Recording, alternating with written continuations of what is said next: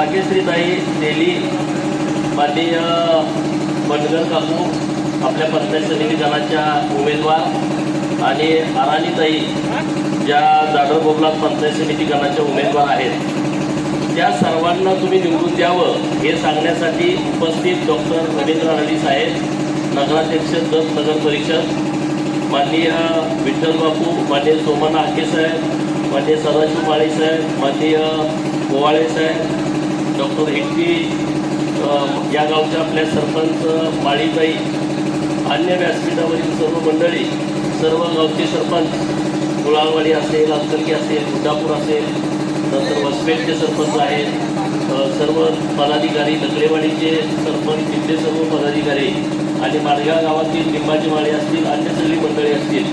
आता नावं चुकून राहिली असतील तर राजूकडे जरा सॉरी सर्वांची. पण निवडणूक खूप महत्त्वाची आहे.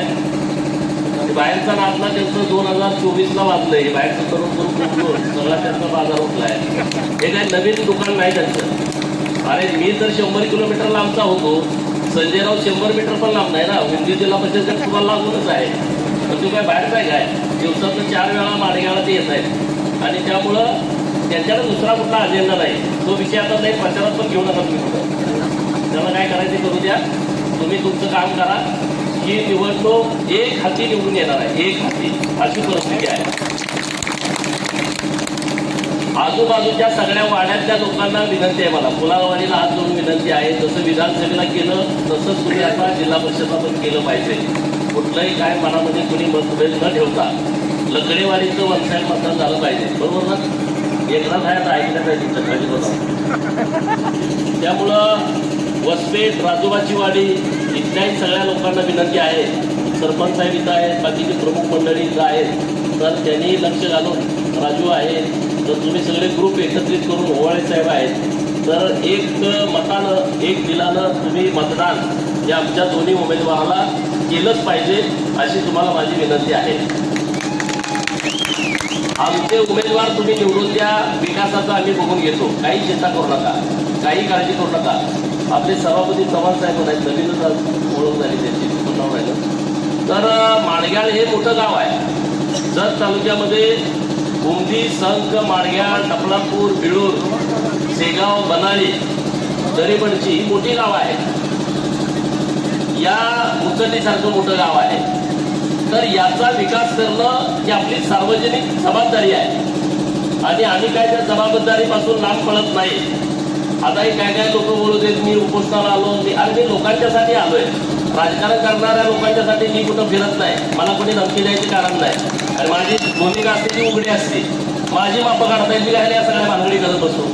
मला काही कळत नाही काय? मी जी भूमिका घेतो ती उघड घेतो.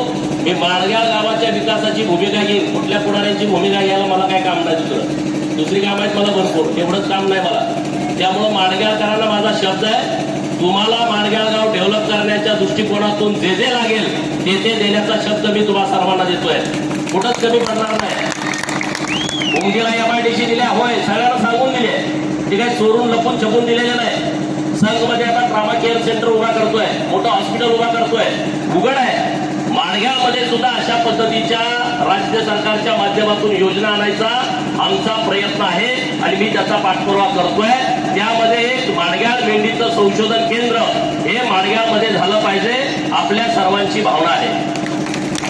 मी आंदोलनाला भेट द्यायला आलो तेव्हा मी शब्द दिलाय तुम्हाला की मावळपुळे साहेबांच्या सोबत आपली बैठक करायची आहे आणि मी तुम्हाला सगळ्यांना घेऊन आता 23 फेब्रुवारीला अर्थसंकल्पीय अधिवेशन सुरू होत आहे. मी तुम्हाला जाहीर शब्द दिलाय, मी तुम्हाला घेऊन मुंबईला जाणार, माननीय बावनकुळे साहेबांच्या समोर तुम्हाला बसवणार. तुमचा जो प्रस्ताव आहे, तुमची जी चर्चा करायची आहे, डायरेक्ट महसूल मंत्री महोदयांच्या सोबत करा. काहीच नाही अडचण त्यामध्ये, आज बाहेर काहीच नाही ना. मी सांगितलं संघ म्हणताय तिथं करा, संजयरावच्या आता पुढे जर पेच पडला, उमदी पण म्हणताय, आता ते इकडचे पण नेते आहेत. आता म्हणतात तुम्हाला मोठी अडचण झाली आहे. उमदीवाले म्हणतायत आणि तुम्ही म्हणताय. भांडणं लावणं माझा उद्योग नाही आहे. मला सगळ्यांना म्हणतात असतं ना, जुजवत ठेवायचं. भांडणं लावणं माझा उद्योग नाही. आपल्याला सगळ्याला एकत्रितपणे पुढे जायचं आहे आणि परत एकत्रित बैठक आपण करू. संघची लोक, इथली लोक, उमदीची लोक सगळे एकत्रित करून आपण एकाच तालुक्यातली लोक आहोत. वादविवाद करण्याचं कारणच नाही.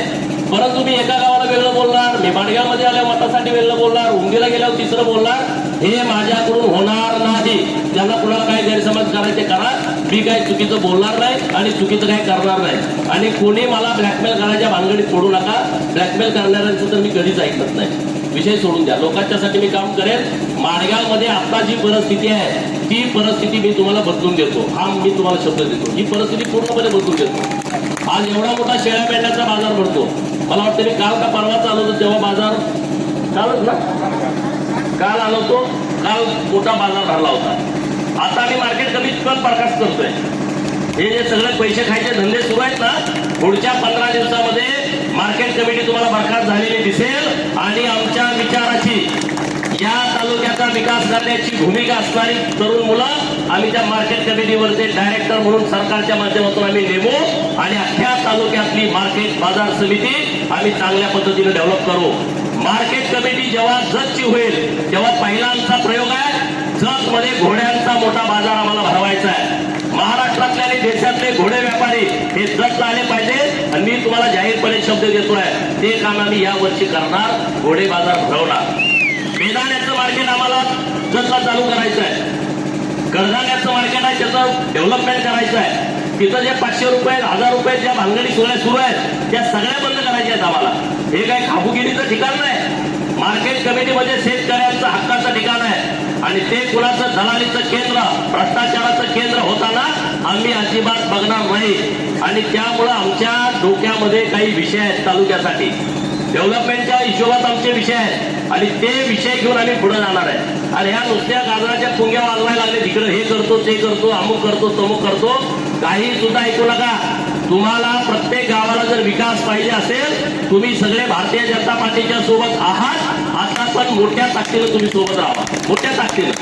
आणि संजय राऊतच्या सौभाग्यवती तर निवडून येणारच आहे. आता उडगीतून मला फोन येतात, माझा आता सगळ्यांनी संपर्क आहे चांगला. ते म्हणजे 1000-1500 पेक्षा लीड उडगीमध्ये पडणार आहे. 1000-1500 पेक्षा लीड उडगीत जर पडणार असेल, माणगाव गावामध्ये जी आता चर्चा केली, म्हणजे कोणी काय जरी केलं, माणगाव गाव मोठ्या फरकानं हे भाजपच्या बाजूने जाणार आहे. गुलाबवाडीची परिस्थिती तुम्हाला माहित आहे, लकडेवाडीची परिस्थिती माहित आहे, वसपेटची परिस्थिती माहित आहे, राजोबावाडीला हाके मॅडम भीत आहे, त्या अजिबात नाराज नाहीत का मॅडम? उभा राहा. आणि त्यांना सन्मान करायची जबाबदारी आमची आहे. राजोबावाडीच्या लोकांना आणि वसपेटच्या लोकांना सांगतो आणि सरांचे विद्यार्थी असतील त्यांना सांगतो, काही चिंता करू नका, त्या आमच्या भगिनी आहेत, त्यांचा सन्मान करण्याची जबाबदारी डॉक्टर आरडी साहेबांची माझी आहे. काही चिंता करू नका. त्यांना सुद्धा आम्ही योग्य स्थान देऊ, योग्य चांगलं पद देऊ. त्यामुळे आता बाकीचा लकडेवाडीचा विषय राहिला. लकडेवाडी तर आता सगळे लोक एकत्र झालेले आहेत, बरोबर ना? सगळे एकत्र झाले. एकनाथरावची त्यांची मिटिंग केलेली आहे. आता एकनाथराव पहिले काँग्रेसमध्ये होते, जरा त्यांचं हे होतं तर ते पण मिटलंय, ते पण वन साईड. आता राहायला जाणार बाबूलाल आणि सोन्या, तर आता अडाणी ग्रुप आपल्या विरोधात होतात लोक विधानसभेला. आता अडाणी ग्रुप आपल्या सोबत आलाय, त्यांचं पण चांगलं तिथं मतदान आहे. आणि लोक आता घ्यायची कमी झाली, ते दादागिरी अमुक तमुक फलानं. हा पण आपला पण गरीब स्ट्रॉंग आहे ना, त्यामुळं तिथं तसं वातावरण आहे. त्यामुळे जाधव बाबुलांमध्ये जरी आम्ही मागे राहिलो, तेवढ्या मताने आम्ही मागे राहत नाही. सोन्यावरती परिस्थिती पूर्णपणे बदलली. शिदू पुजारी आहे ना, बरोबर? तुम्ही काय टेन्शन मध्ये नाही ना? सोन्यामध्ये पण काँग्रेसवाल्यांनी प्रवेश केलाय. त्यामुळं सगळीकडचं वातावरण पूर्णपणे बदललेलं आहे. काही चिंता करण्याची आवश्यकता नाही. गुड्डापूर आणि अंकलगी तर डॉक्टरांची जन्मभूमी आहे. आणि गुड्डापूरच्या दानम्मा देवीचा आशीर्वाद तर आम्हालाच आहे ना. आम्ही तिथं सगळे 5 कोटी रुपयाचं काम केलेलं आहे. आणि त्यामुळं सर्व गावामध्ये जे चुकीच्या पद्धतीचं राजकारण चालू आहे, ते राजकारणाला आता बाजूला ठेवून लोक सगळे आमच्या सोबत राहणार आहेत. आणि तुम्ही सगळ्यांनी राहावं. गावातला आता जो दोडनाला तलावाकडे जो जाणारा ओढा आहे, त्या ओढ्या पात्रामध्ये चेंबर बसवण्याची मागणी आपली आहे. तर मी आजच अधिकारी महोदयांना सूचना देतो, त्याचं टेंडर जरी नाही झालं तर त्यांना उधारीत काम करायला लावतो आणि परत सरकारला म्हणतो त्यांचे पैसे द्या. म्हणजे आपल्याला उधारी खातं पण चालतंय, तुम्ही टेन्शन घेऊ नका. किराणा मालाच्या दुकानातच उधारी खाता आहे असं नाही. मी काल उधारी खात्यातच गाळेवाडीचा चेंबर बसवायला लावलाय. म्हणजे त्याचं कुठलं टेंडर नाही, काय नाही. मी विनंती केली, आता बसवाने परत आम्हाला द्या. म्हणजे काही चिंता करू, मटेरियल येऊन पण पडलं बघा. तर काही चिंता करू नका, आम्ही कामाची माणसं आहे हो. आणि आमचा हेतू अगदी स्पष्ट आहे. जत तालुक्याचा सर्वांगीण विकास करणं, जत तालुक्यातल्या माणसाची मान उंचावणं, त्याच्या स्वाभिमानाचं जतन करणं, त्याचा सन्मान वाढवणं, याच्या पलीकडे आमचा दुसरा कुठला अजेंडा नाही. आम्हाला दुसरं काहीच घेणं देणं नाही. आता आमच्या विरोधात एवढे विरोधात प्रचार, आम्ही कधीच त्यांच्या विरोधात काही केलं नाही. वर्ष होऊन गेलो मी आमदार होऊन. मला एक उदाहरण दाखवा, माझ्यावरती एवढ्या खालच्या पातळीत बोलले, अमुक झालं तमुक झालं. कुणाला वैयक्तिक त्रास देण्याची आमची भूमिका नाही. परंतु कोण दादागिरी कराल तर उगाच अडचणीत याल. तुम्ही दादागिरीच्या भानगडीत पडू नका, आम्हाला पण त्या वळणाला जाऊ देऊ नका. एवढंच तुम्हाला माझं सांगणं आहे. माणग्या गावातल्या सगळ्या लोकांना माझी हात जोडून विनंती आहे, हात जोडून विनंती आहे की तुम्ही अत्यंत विचारपूर्वक मतदान करा. गावाचा विकास करण्याच्या दृष्टिकोनातून तुम्ही आम्हाला मतदान करा. 1 वर्षामध्ये जी मी कामं गावात केलेत त्या आमदारांना 5-5 वर्षाचा हिशोब मागा. माझ्या समोर आणून बसवा, मला पण बसवा. अशी लोक गोळा करा. ज्यांना ज्यांना वाटतंय ना आम्ही काय काम केलंय, आम्ही समोर बोलायला तयार आहे. माघारी काहीच नाही, समोर आम्ही मानतो. आता देवभूमी जत आम्ही करून घेतो. आता जतला या अधिवेशनामध्ये अधिकृतपणे रेकॉर्डवरती देवभूमी जत अशी घोषणा सरकारला करायला लावतो. मी त्याचा पाठपुरावा करतो. 36 मंदिर आहेत, त्यामध्ये सोन्याचं मंदिर आहे. या गटातलं तीर्थक्षेत्र बचा दर्जा दिलाय. 5 कोटी रुपये आता त्यांना देतोय. सोन्याच्या विठ्ठल बिरदेव, विजय बिरदेव मंदिराला. इकडं आमचं कुलाळवाडीमध्ये खंडोबाचं म्हातारबा देवाचं मंदिर आहे. त्या मंदिराला 5 कोटी रुपयाचा निधी देणार आहे. कुठल्या आमदारांना निधी दिला मला सांगा. त्या मंदिर आता झालेत. मंदिर ह्याच्या अगोदर नव्हते, आमदार नव्हते, सरकार नव्हतं, ग्रामविकास खातं नव्हतं. अडचण काय होती? एका मंदिराला त्यांनी निधी दिलेला दाखवा. बनाळीच्या बनशंकरी मंदिराला 5 कोटी रुपयाचा निधी दिलाय. दानम्मा देवीचं जन्मगाव उमराणी, त्या उमराणीच्या देवाला तीर्थक्षेत्र बचा दर्जा दिलाय. आता मी 5 कोटी रुपये तिथं देतोय. बिळूरच्या काळ भैरवाला 5 कोटी रुपयाचा निधी दिलाय. आता मुचंडीचे दोन्ही मंदिरं, दर्याबा देव आणि रामेश्वर देव, दोन्ही देवाला 5-5 कोटी रुपये मंजूर केले. तीर्थक्षेत्र बचा दर्जा दिलाय. खलाटीच्या लक्ष्मी देवाचं मंदिर तीर्थक्षेत्र ब मध्ये घातलंय. तिथं 5 कोटी रुपयाचा निधी देतोय. तिकडं ब्रह्मनाथाचं मंदिर डोडलीचं, त्याला तीर्थक्षेत्र बचा दर्जा दिलाय. विवर्गीच्या बेवळण शेताचं मंदिर, त्याला 5 कोटी रुपयाचा निधी देतोय. एका वर्षामध्ये 9 मंदिरांना मी 5-5-5-5 असे 45 कोटी रुपये देतोय. 50 वर्षात कुणी दिलेत का? हिशोब सांगा मला. 50 वर्षामध्ये. आणि राहिलेल्या सगळ्या मंदिरांना, अंबाबाईचं मंदिर आहे असं यांचं माळी साहेबांचं म्हणणं आहे, त्याला मी जिल्हा नियोजनमधून पैसे देतो. हे जे मंदिरं घेतलेत लक्षात घ्या, जिथं 1 लाखापेक्षा जास्त 10 लाखापर्यंत लोक येतात अशीच मंदिरं घेतलेत. जनता तीर्थक्षेत्र ब मध्ये समावेश होतो. अशी 36 मंदिरं आपल्या तालुक्यात आहेत. आणि याचा अभिमान आपल्याला असला पाहिजे. देशात कुठं असा तालुका नाही, एका तालुक्यामध्ये 36 मंदिर आहेत आणि तिथं लाखो लोक 4-4 राज्यात येतात. हे फक्त जत मध्ये आहे. ही शक्ती, ही ताकद जत मध्ये आहे. आणि ही शक्ती, ही ताकदच आमच्या पाठीमागं आहे. आम्हाला आशीर्वाद देईल तुमच्या माध्यमातून, तुमच्या रूपानं. आणि संजय तेलींच्या सौभाग्यवती या 2-3 हजार मताच्या फरकानं निवडून येणार आहेत. ही आजची परिस्थिती आहे. काही त्यांना काय करायचं करू द्या. हो पण काय तुम्ही करा, अजून आठवडाभर तुमच्याकडे वेळ आहे. आमच्या इथं एकनाथरावच्या मातोश्री उभ्या आहेत, तिकडे अराणी साहेबांच्या सौभाग्यवती उभ्या आहेत. आमचे उमेदवार एकदम निष्कलंक आहेत, लोकांची कामं करणारे आहेत, लोकांना दाब देणारे, लोकांना त्रास देणारे आमचे उमेदवार नाही आहेत. आणि त्यामुळं अत्यंत अधिकारवाणीनं मी तुम्हाला सांगतोय, विनंती करतोय तुमच्याकडं की भारतीय जनता पार्टी शिवाय आपल्या तालुक्याचा विकास होणे नाही. आपल्या तालुक्याचा सर्वांगीण विकास करायचा असेल तर तुम्ही ताकदीनं आम्हाला आशीर्वाद द्या. पुढच्या 5 वर्षामध्ये आम्ही राहिलेली सगळी कामं आम्ही तुम्हाला करून दाखवू. हा शब्द मी तुम्हाला देतोय. मागं तुम्हाला पाणी जोडणारा तळा मागा मी भरून दिला. मागच्या 2-3 महिन्यामध्ये उमदीपर्यंत आम्ही पाणी सोडलं. उमदीचे सगळे शेतकरी द्राक्ष बागायतदार खुश झाले. सोनलगीपर्यंत आता तिकडची लाईन आम्ही डिसेंबर पर्यंत काम पूर्ण करतोय. संघच्या तलावामध्ये डिसेंबर 2026 ला आम्ही पाणी सोडतोय. संघच्या तलावामध्ये, संघच्या तलावात पाणी जाणं याचा अर्थ डाव्या कालव्यानं ते पाणी सोनलगी सुसलात पर्यंत जाणं. म्हणजे इकडचा सगळाच प्रश्न मिटून जातोय. राहिलेल्या गावांना आम्ही म्हणजे संघ पर्यंत जेवढी गाव आहे बॅकची सत्कडची, त्या सगळ्या गावांना पाणी देतोय डिसेंबर पर्यंत. आणि राहिलेले जी गाव आहेत पलीकडची, तिकोंडी सारखी, कुलतोबोबला सारखी, त्यांना 2027च्या डिसेंबर मध्ये पाणी देतोय. 2027 ला या तालुक्यातलं एकही गाव असं शिल्लक राहणार नाही की ज्या गावामध्ये म्हैशाळचं पाणी गेलं नाही.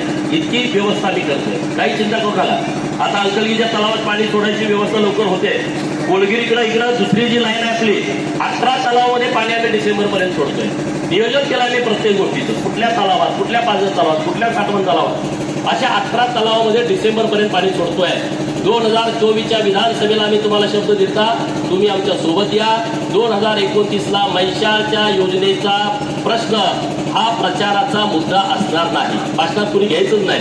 म्हैसाळचं पाणी द्या, आम्हाला पाईपलाईन द्या, आम्हाला चेंबर द्या, हे सगळं बंद. गेले 25-26 वर्ष ह्याच्यावरती दुकान चाललंय. तो विषय आपल्याला पूर्णपणे बंद करायचा आहे आणि तिथून पुढे आपल्याला जायचं आहे. आता ट्रान्सफॉर्मरचा विषय, मी आमदार म्हणून इकडे होण्याच्या पूर्वी एक महिन्यात टीसी मिळत नव्हते. तुम्हाला मिळत होते का?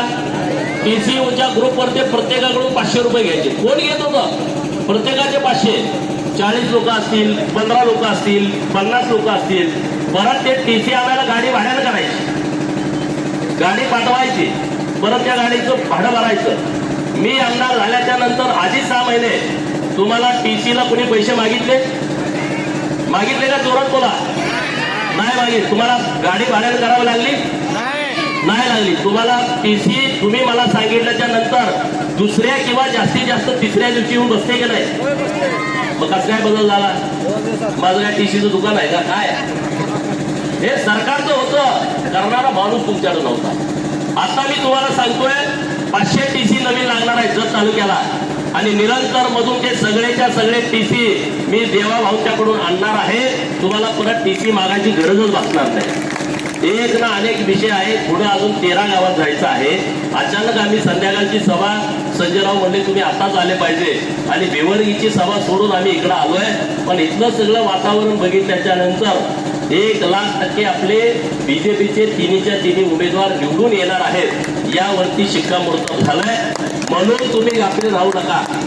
पुढचे 5-6 दिवस आपल्या हातात आहे. वेळ द्या, लोकांच्या मध्ये जावा, लोकांना आपली भूमिका समजावून सांगा आणि आपल्या सगळ्या उमेदवारांना मतदान करण्यासाठी लोकांना विनंती करा.